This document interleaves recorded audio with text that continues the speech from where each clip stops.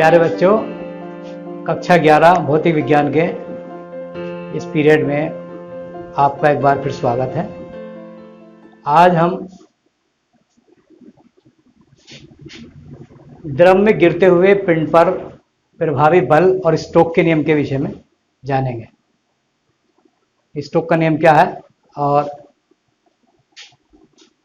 इसके विषय में जानते हैं। आइए देखते हैं।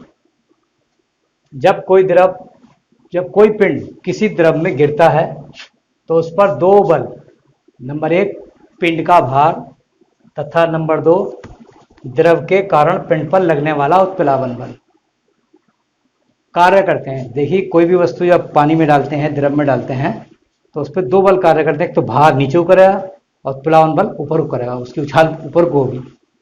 इसी कारण द्रव में गिरते समय पिंड का त्वरण उक्त दोनों बलों के परिणामी के द्वारा निर्धारित होता है, ना कि पिंड के भार द्वारा।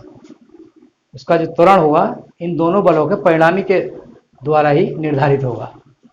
माना आर त्रिज्या तथा रो घनत्व वाला एक गोलीय पिंड गुरुत्व के अधीन सिग्मा घनत्व वाले द्रव में गिर रहा है। किसी द्रव का घनत्व क्या है? सिग्मा है, और पिंड का घनत्व क्या है? रो है। त्रिज्या आर है, गोल पिंड है कोई। तब पिंड पर लगने वाले बल निम्नलिखित होंगे। पहला वाला पिंड का भार।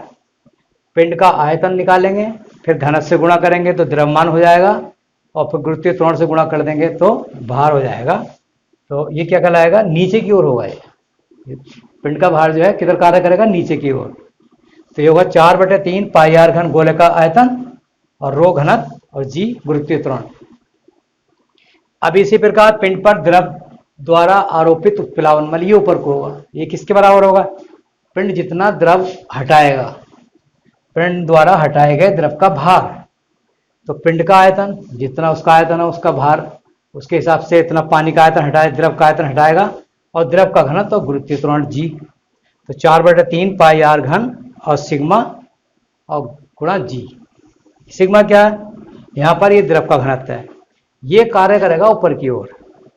पिंड पर नीचे की ओर कार्य करने वाला प्रभावी बल जो होगा, क्योंकि पिंड भारी है तो परिणामी बल जो होगा, प्रभावी होगा, वो नीचे को कार्य करेगा।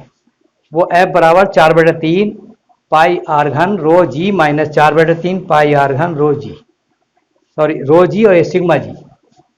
अब देखिए 4/3 पाई आर घन कॉमन निकाल लिया इसमें से, और जी भी कॉमन निकाल दिया, तो रो माइनस सिग्मा, समीकरण 1 डाल दिया इसको। यदि उक्त बल के कारण पिंड का त्वरण a है तब F बराबर ma से, न्यूटन का दूसरा नियम है। तो F बराबर ma, देखिए क्या हो जाएगा? 4/3 पाई आर घन रो, ये पिंड का द्रव्यमान हो गया, और a त्वरण होगा इसकी, तो F बराबर ma हो गया। और इधर का हमारा कितना है? F 4/3 पाई आर घन रो माइनस सिग्मा ब्रैकेट बंद जी। यहाँ से हमने क्या काट दिया? 4/3 पाई आर घन दोनों तरफ से काट दिया, तो a बराबर हो गया रो माइनस सिग्मा बटे रो, बटे मिलेगा इसको, और जी, या इसे हम ये कह सकते हैं कि a = 1 माइनस सिग्मा अपान रो जी। तो ये हमारा त्वरण आ गया।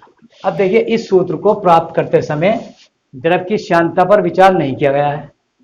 वास्तव में द्रव की श्यानता भी द्रव में गिरने वाले पिंड के त्वरण पर प्रभाव डालती है, क्योंकि श्यानता भी प्रभाव डालेगी। त्वरण के उक्त सूत्र के अनुसार जब कोई पिंड द्रव में गिरता है तो प्रारंभ में उसकी चाल बढ़ जाती है, परंतु साथ ही ये पिंड द्रव के भीतर आपेक्षिक गति उत्पन्न कर देता है, और द्रव में श्यान बल क्रियाशील हो जाते हैं। कोई भी पिंड जब अंदर डालते हैं तो उसमें हलचल मच जाती है, वही श्यान बल कार्य करने लगते हैं। ये श्यान बल न केवल आपेक्षिक गति का विरोध करते हैं, बल्कि द्रव में आपेक्षिक गति उत्पन्न करने वाले कारण अर्थात पिंड की गति का भी विरोध करते हैं। इस प्रकार श्यान बल गिरते हुए पिंड पर पिंड की गति की विपरीत दिशा में क्रिया करते हैं, अतः पिंड पर क्रिया करने वाला प्रभावी बल घट जाता है, जिससे पिंड का त्वरण भी घट जाता है। जैसे जैसे पिंड की गति बढ़ती जाती है, वैसे वैसे पिंड पर क्रिया करने वाला श्यान बल बढ़ता जाता है। अंत में एक स्थिति ऐसी आती है जब पिंड का त्वरण शून्य हो जाता है। अब पिंड एक नियत महत्तम वेग से गिरता जाता है। इस महत्तम वेग को ही हम सीमांत वेग कहते हैं। इसकी परिभाषा लिखते हैं, किसी श्यान द्रव में गिरते पिंड द्वारा प्राप्त किया गया नियत महत्तम वेग जबकि उसका त्वरण शून्य है को पिंड का सीमांत वेग कहते हैं। समझ में आई सीमांत वेग की परिभाषा? किसी श्यान द्रव में गिरते पिंड द्वारा प्राप्त किया गया नियत महत्तम वेग को पिंड का सीमांत वेग कहते हैं जबकि उसकी त्वरण कितनी है? शून्य है। स्टोक का नियम, यदि r त्रिज्या की एक सूक्ष्म गोली किसी पूर्णतः समान व अनंत विस्तार वाले तरल माध्यम जैसे द्रव या गैस में सीमांत वेग v से गति करे तो गोली की गति पर का विरोध करने वाला श्यान बल F = 6 pi eta r v. यहाँ ईटा क्या है? द्रव का श्यानता गुणांक है। तो ये इस तरीके से आपने आज ये स्टोक का नियम समझा। आज के पीरियड में बस इतना ही।